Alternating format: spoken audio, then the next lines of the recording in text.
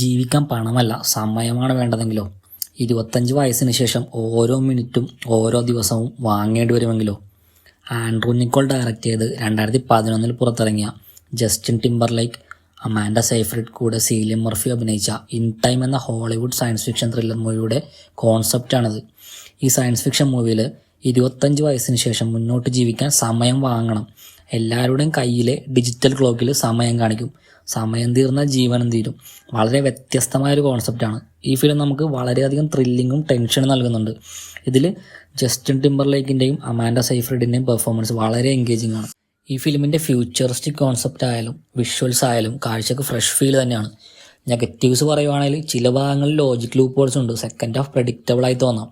ഇത് കൂടുതൽ ഡീപ്പായി എക്സ്പ്ലോർ ചെയ്തിരുന്നാൽ ഈ മൂവി ഒരു മാസ് മൂവി ആയനെ.